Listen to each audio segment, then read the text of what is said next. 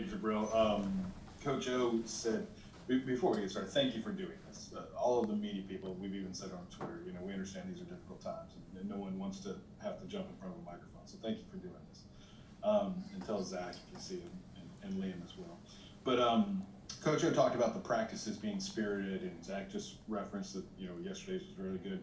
So there is the idea that you guys haven't thrown in the towel, right? I mean that you guys still are fighting hard, and that despite what's happening around you, it hasn't deterred you from trying to finish this season. Is that accurate? Right, exactly. We're all just still trying to put good tape on film. A lot of guys on the team, we're looking at the next level and trying to reach that goal. So putting on good film against pretty good teams is something that we're striving for, and by doing that is trying to play great together as a team and just going through practice and everything. We're just trying to keep our heads up high. I think Coach, he's been doing a good job of telling us keep fighting. Everything that's happened in the past has happened, and we just have to look forward.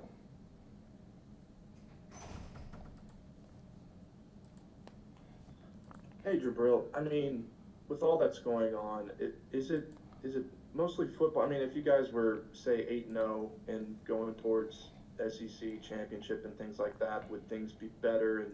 Or with all that's leaving, is it more than football? I think right now these are weird times and everything that's going on.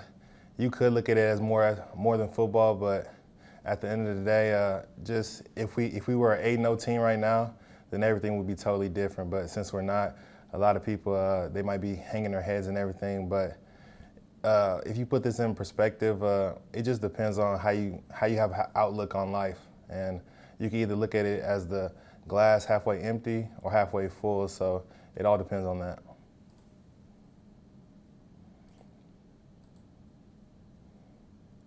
Jabril, looking at Florida here for a second, what's going to be the challenge in stopping Kyle Pitts, and what makes him such an effective player? I imagine you might have some responsibility in lining up against him Saturday. Right. Their offense, Kyle Pitts, Kyle Trask, Tony, they're all great weapons that he has to throw to.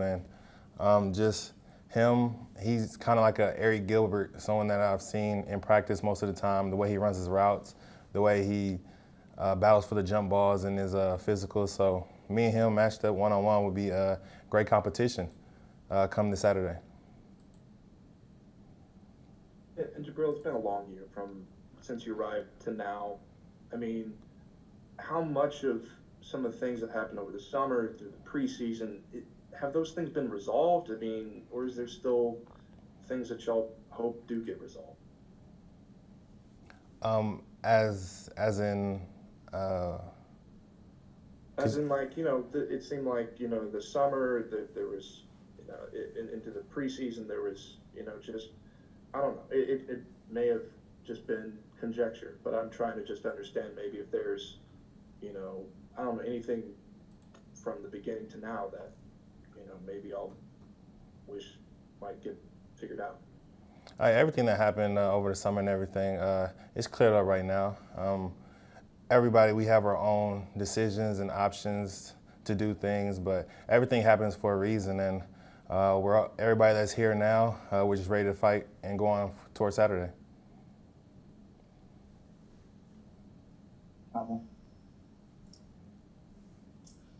We talked.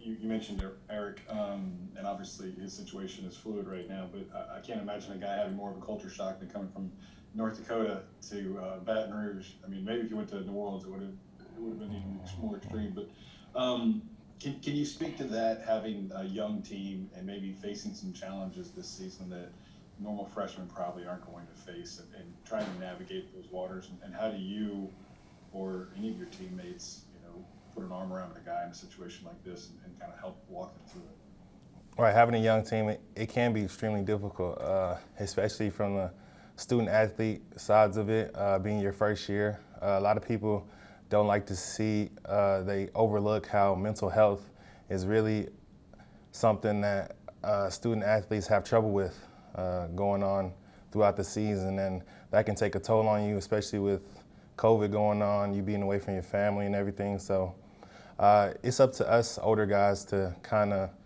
just grab the younger guys and just teach them the ways and how to get through it and ways to cope with it, because you're always going to miss your family and people that you've been used to being around, and this being a new environment is something that a lot of people aren't used to. So just having older guys to look up to and just continuing to show them the ways through.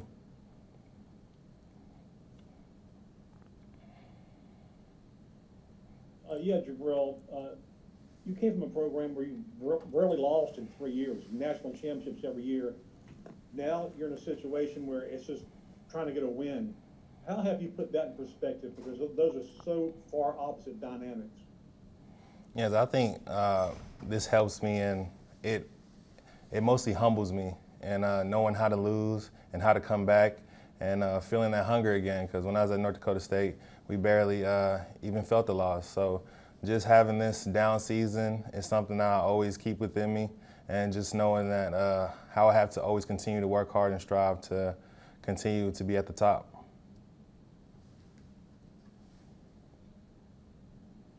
Hey, y'all, you were talking a minute ago about those freshmen, kind of what they're doing off the field, but I mean, on the field, y'all are relying on so many underclassmen. At the same time, you're trying to, finish the season with some wins here and put things together. Is it difficult to sort of combine that desire to win now and develop the guys that haven't had that much experience at the college level? And in your experience, how much time does it kind of take freshmen to sort of get to this level where they need to be? Yeah, it mostly depends on the freshmen themselves. Some people, they're quick learners and they get up to speed real fast. Some people, it'll take them a couple games. So just giving them this experience is something that's very helpful for them. But trying to win right now and giving them the experience is something that we're working on in practice, getting them up to speed and everything, especially during Competition Tuesday. So this is like a real tough battle day for them, for all of us. So just trying to get younger guys and older guys at the same level, either communicating or playing wise, is something that we're still working on. Hey, Jabril, Coach O mentioned there's a kind of a re-recruiting process with some of the seniors who could come back next year, and then some of the juniors who had the option of coming back and or going to the draft. I'm not sure where you are in your process, but when you look at the future in 2021, what do you see in terms of that way going to your decision that you think is something worth coming back for? Right. I see a bright future in this coming next season, because the amount of young guys right now are getting the amount of reps. So next year they won't be considered rookies anymore. They'll be vets within the playing system. So there's a lot of young talent on the team that getting some run this year was very key for them going into next year. So next year I see LSU back at the top.